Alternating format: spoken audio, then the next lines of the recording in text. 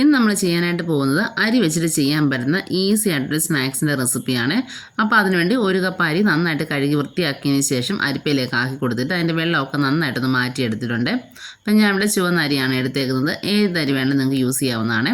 വെള്ളം മാറ്റിയതിന് ശേഷം നമുക്കൊരു പാൻ ചൂടാക്കി അതിലേക്ക് നമുക്ക് ഈ അരി ചേർത്ത് കൊടുത്തിട്ട് നന്നായിട്ടൊന്ന് വറുത്തെടുക്കണേ. അരി വറുക്കുന്ന സമയത്ത് ഫ്ലെയിം ലോ ടു മീഡിയം ആക്കി വേണേൽ വറുത്തെടുക്കാനായിട്ട്. അതല്ലെന്നുണ്ടെങ്കിൽ അരി പെട്ടെന്ന് കരിഞ്ഞു പോകുമേ.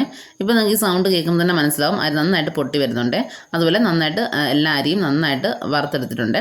ഇനി നമുക്ക് ഫ്ലെയിം ഓഫ് ചെയ്തിട്ട് നമുക്കിതൊരു വേറൊരു പ്ലേറ്റിലേക്ക് മാറ്റി കൊടുക്കാമേ. അരി വറുത്ത് കഴിഞ്ഞ് പെട്ടെന്ന് തന്നെ ഒരു പ്ലേറ്റിലേക്ക് മാറ്റി കൊടുക്കണം. ഇല്ലാന്നുണ്ടെങ്കിൽ ആ പാത്രത്തിൻ്റെ ചൂട് കൊണ്ട് അരി പിന്നെയും കരിഞ്ഞു പോകാൻ ചാൻസ് ഉണ്ട്. അങ്ങനെ നമ്മളൊരു പ്ലേറ്റിലേക്ക് മാറ്റി കൊടുത്തിട്ട് ചൂടൊക്കെ ഒന്ന് മാറി വന്നിട്ടുണ്ട്. വറുത്ത് വെച്ചിട്ടുണ്ടായിരുന്ന നമ്മുടെ അരി നമുക്കൊരു മിക്സിയുടെ ജാറിലേക്ക് ആക്കി കൊടുക്കാമേ. അപ്പോൾ ഒട്ടും നനവില്ലാത്തൊരു മിക്സിയുടെ ജാർ വേണേ എടുക്കാനായിട്ട്. നമുക്കിന്ന് പൊടിച്ചെടുക്കാൻ വേണ്ടിയിട്ടാണ്. പിന്നെ ഇങ്ങനെ അരി വറുത്തത് ഇതിങ്ങനെ തന്നെ കഴിക്കാൻ നല്ല ടേസ്റ്റാണ്, വെറുതെ കുറച്ചുകൊണ്ടിരിക്കാൻ. അങ്ങനെ നമ്മൾ മിക്സിയുടെ ജാറിലേക്ക് അരിയെല്ലാം ചേർത്ത് കൊടുത്തു. ഇനി നമുക്കിതിലേക്ക് ചേർക്കേണ്ടത് ഏലക്കയാണ്. അപ്പം ഞാനിവിടെ 2 ഏലക്ക എടുത്തിട്ടുണ്ട്. അപ്പോൾ അതിൻ്റെ തോലൊക്കെ കളഞ്ഞതിന് ശേഷം അകത്തെ കുരു മാത്രമേ ചേർക്കുന്നുള്ളൂ. അതുകൂടെ ചേർത്തിട്ട് നന്നായിട്ടൊന്ന് പൊടിച്ചെടുക്കുന്നുണ്ട്. അങ്ങനെ നമ്മൾ അരിയൊക്കെ നന്നായിട്ട് പൊടിച്ചെടുത്തിട്ടുണ്ട്. ഇനി നമ്മൾ ഇതിലേക്ക് ചേർക്കേണ്ടത് ശർക്കരയാണ്. അപ്പോൾ 3/4 കപ്പ് അളവിൽ ശർക്കര ചേർത്ത് കൊടുത്തിട്ടുണ്ട്. പൊടിച്ച ശർക്കരയാണ് ചേർത്തേക്കുന്നത്. അതേപോലെ തന്നെ 3/4 കപ്പ് തേങ്ങ ചിരവിയതും ചേർത്ത് കൊടുക്കാമേ. അപ്പം ഞാനിവിടെ 1 കപ്പ് അരിയാണ് എടുത്തേക്കുന്നത്. അതിൻ്റെ അളവനുസരിച്ചാണ് പറഞ്ഞേക്കുന്നത്. ഇനി പൾസ് മോഡിട്ട് നമുക്ക് ജസ്റ്റ് ഒന്ന് ക്രഷ് ചെയ്തെടുക്കണേ. അങ്ങനെ എല്ലാം കൂടെ നന്നായിട്ടൊന്ന് മിക്സായി വന്നിട്ടുണ്ട്. ഈ രീതിയിലാണ് നമുക്ക് കിട്ടേണ്ടത്. ഇപ്പം നിങ്ങൾക്ക് എല്ലാവർക്കും മനസ്സിലായിട്ടുണ്ടാവും ഞാൻ എന്താണ് ചെയ്തതെന്നുള്ളത്. നമ്മൾ തയ്യാറാക്കുന്നത് അരിയുണ്ടയാണ്. ഇനി നമുക്ക് ഈ ഒരു മിക്സ് നമുക്കൊരു പ്ലേറ്റിലേക്ക് മാറ്റി കൊടുക്കാമേ. അതിനുശേഷം കൈ വെച്ചിട്ട് നന്നായിട്ടൊന്ന് യോജിപ്പിച്ചെടുക്കണേ. ഇത് നമ്മൾ ഈസി ആയിട്ട് ചെയ്തെടുക്കുന്ന ഒരു അരിയുണ്ട റെസിപ്പിയാണ്.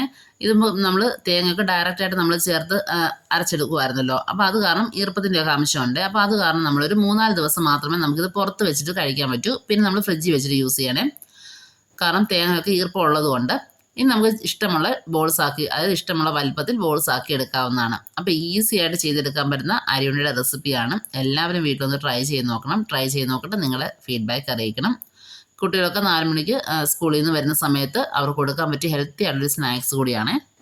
അപ്പോൾ അരിയുണ്ട കഴിക്കണമെന്ന് തോന്നുന്ന സമയത്ത് പെട്ടെന്ന് ചെയ്തെടുക്കാനായിട്ട് പറ്റുന്ന ഈസി ആയിട്ടുള്ള സിമ്പിളായിട്ടുള്ള റെസിപ്പിയാണ്. അപ്പോൾ എല്ലാവരും ട്രൈ ചെയ്ത് നോക്കിയിട്ട് ഫീഡ്ബാക്ക് അറിയിക്കുക. റെസിപ്പി ഇഷ്ടമായ ലൈക്ക് ചെയ്യാനും ഷെയർ ചെയ്യാനും പിന്നെ നമ്മുടെ ചാനലൊന്ന് സബ്സ്ക്രൈബ് സപ്പോർട്ട് ചെയ്യാനായിട്ട് മറക്കരുത്. അപ്പോൾ നമുക്ക് വീണ്ടും നല്ല നല്ല റെസിപ്പിയുമായിട്ട് കാണാം. അതുവരേക്കും ബൈ. Thank you.